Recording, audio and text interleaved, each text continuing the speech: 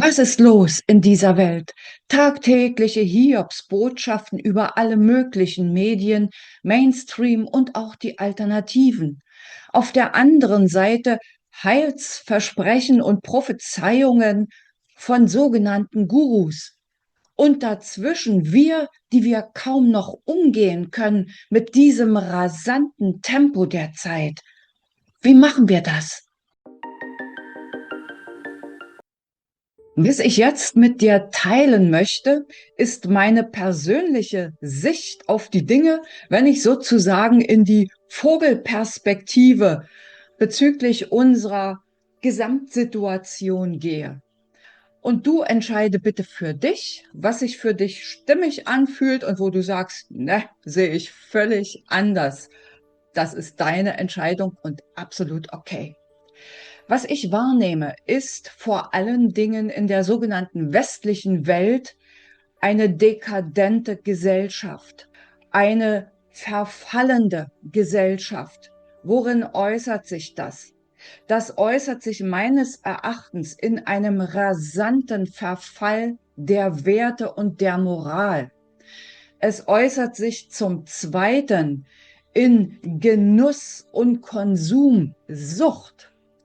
Und es äußert sich zum Dritten aus meiner Sicht in zunehmender Unbeweglichkeit und Bequemlichkeit, weil wir es so gewohnt sind.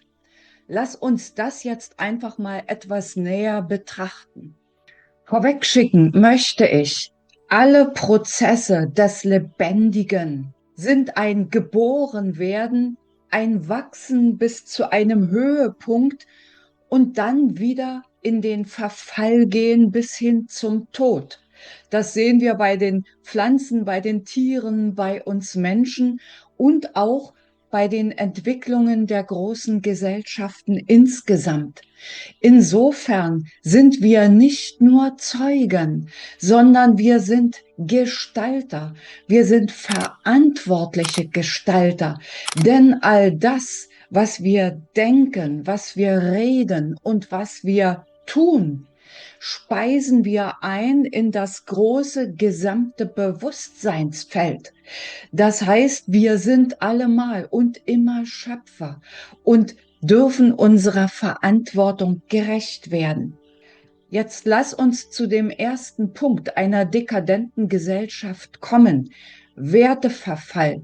Wenn wir das große Ganze betrachten, dann sehen wir das, die großen Manipulationen, egal ob über die Medien, über die großen Konzerne, die Finanzmagnaten und so weiter.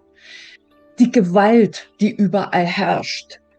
Das ist das eine. Aber wir brauchen gar nicht uns mit der großen ganzen Gesellschaft nur zu befassen, sondern wir sehen es auch in den kleinsten Einheiten unserer Gesellschaft, in den Familien, in den Kollegien, also im Kollegenkreis, im Freundeskreis und so weiter. Nur mal ein paar Beispiele, die können auf dich zutreffen, die müssen nicht auf dich zutreffen. Wie oft schreist du deinen Partner, deine Kinder, deinen Kumpel an, wenn dir die Sicherungen sozusagen durchknallen? Wann manipulierst du vielleicht, indem du Bedingungen an das knüpfst, was du jemandem geben möchtest? Wenn du das und das für mich tust, dann liebe ich dich, dann bist du mir willkommen und. Das sind nur mal zwei Beispiele, die lassen sich beliebig fortsetzen, bis hin zu solchen schlimmen Dingen wie physische und psychische Gewalt oder gar sexueller Missbrauch. Auch das passiert Tag für Tag in unseren Familien, im Umkreis. Hier geht es darum, hinzuschauen, statt wegzuschauen. Aus meiner Sicht jedenfalls. Das zweite Merkmal einer dekadenten Gesellschaft, was ich genannt hatte, war Konsum- und Genusssucht. Schauen wir uns doch unser Leben an. Party, Party, Party, Großveranstaltungen, wie zum Beispiel, das ist meine persönliche Meinung, auch die Fußball-WM Auch das ist eine große Party, wo ganz viel manipuliert wird. Hinschauen statt wegschauen. Was geht dort wirklich ab? Wie oft verhältst du dich so, wenn es um Einkäufe geht, als gäbe es kein Morgen mehr? Das muss noch sein und jenes muss noch sein und der neueste Fernseher und das neueste Smartphone. Whatever. Permanent neue Möbel. Billig, billig, billig hergestellt, wo auch immer.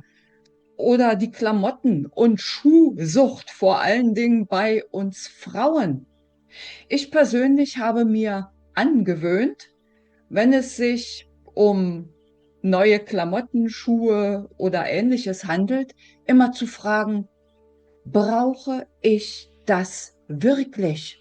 Ist es vielleicht besser, wenn ich ein bisschen Geld mir spare und ein tolles Kleidungsstück kaufe, was ich viele Jahre tragen kann? Das dient der Umwelt und es dient auch dem Gefühl, etwas Wertvolles zu tragen, anstatt dazu beizutragen, unseren schönen Planeten Erde weiter auszubeuten, die Klimageschichte weiter anzuheizen und. Muss ich täglich 2- oder dreimal duschen? Wie oft nehme ich ein Bad? Wofür verwende ich mein Trinkwasser? Um nur einfach mal ein paar Beispiele zu nennen. Auch diese Palette ließe sich beliebig fortsetzen. Lass uns noch den dritten Punkt der dekadenten Gesellschaft betrachten: Verlust der Widerstandskraft. Wenn ich mich permanent manipulieren lasse, wenn Gewalt auf mich einwirkt, wenn Bequemlichkeit zunimmt durch ein Fehlverhalten, was den Konsum angeht, wenn ich zum Beispiel Fertignahrung zu mir nehme und mich davon verführen lasse, Tiefkühlpizza statt ein selbstgemachte Pizza aus frischen Zutaten und vieles mehr. Wenn ich mich diesem Tempo anheimgebe, weil ich meine eigenen, ureigenen Werte aus den Augen verloren habe, dann sinkt logischerweise meine Gesundheit, meine Widerstandskraft. Und es ist eine Spirale nach unten. Es ist ein Teufelskreis. Jetzt fragst du dich vielleicht, ja, und wie komme ich da raus? Ganz einfach. Es gibt keinen Königsweg. Den habe ich nicht. Und es gibt aus meiner Sicht auch keinen Guru im sogenannten Außen. Weißt du, wer dein Guru ist? Der ist die Person, die dich aus dem Spiegel anschaut. Du bist dein eigener Guru. Geh in die Tiefe, geh in dein Herz. Frag dich, was sind meine wirklichen Werte? Was möchte ich leben? Was möchte ich in Freude in diese Welt bringen und damit auch das Kollektivbewusstsein der Menschheit speisen durch mein Denken, mein Fühlen und mein Handeln. Und dann weißt du ganz genau, auf welche Weise du deinen Beitrag leisten kannst und gesund dabei bleibst. Ich hoffe, du hast die eine oder andere Anregung in diesem Video erhalten. Ich sage an dieser Stelle Tschüss, bis zum nächsten Video oder Podcast und hab eine gute Zeit.